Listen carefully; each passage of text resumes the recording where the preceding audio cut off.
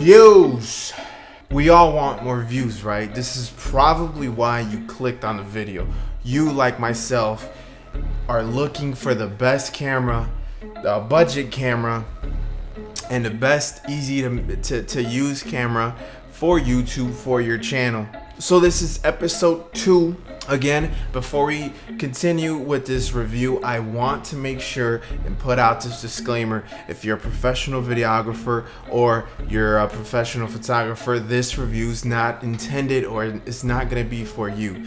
This review is for the newbies, my newbie squad. This review is for the people that are just beginning their YouTube channel and they're in the search or searching for the best camera that they can buy today. So I decided to pick up the Samsung NX500. One of the main reasons that I gravitated towards this camera was its feature to record in 4K. Shooting with this camera for the last week, I've had a blast. Me myself being a newbie, it was extremely easy to operate and understand this camera. Starting with the body, feels solid. It has some metal components to it, and it's very sturdy. So yes, it is a great build.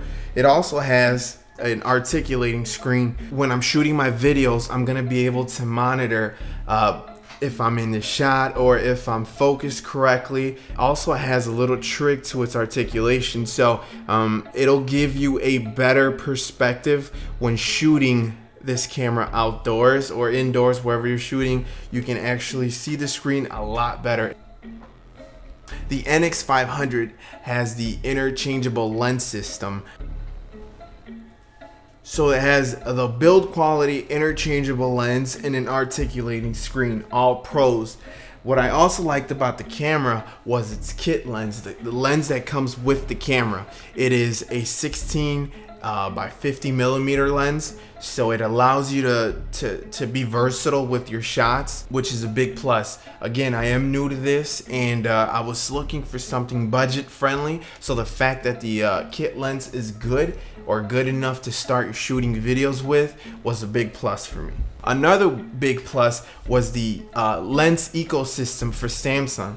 Although it is limited, based on the research that I did going through Amazon, eBay, Best Buy, and even the Samsung website, I've noticed that the lens price for the NX500 isn't very expensive. Not only is it touchscreen, but the user interface that they were able to implement on this camera is amazing and easy to navigate, easy to understand. The autofocus in the NX500, it has the continuous autofocus, and it also has tracking autofocus. So even if I'm moving around while I'm shooting a video, it's been able to capture and keep me in focus, which was something that I was looking for in a camera. It has a 28 megapixel sensor, so even when snapping pictures, it looks crispy. Now, to keep this review concise, I'm gonna just start giving you the cons, because there is a couple of things that I did not like about the NX500. When you're shooting in 4K, it does not utilize the entire sensor of the camera, so there is a crop. So make sure that if you're gonna use 4K or shoot in 4K, you push the camera back some, otherwise it's gonna be really in your face. So shooting 4K while vlogging is not something that you're probably gonna get away with, but I mean, you can get creative. Maybe get a selfie stick attached to it and shoot that way if you wanted to shoot a vlog in 4K. Another of its cons, and this had me scratching my head a little bit, being that I'm new to recording video, editing video, and all that, I had to do some research, because when I was getting ready to export all the videos that I had shot with the NX500, I stumbled upon an issue.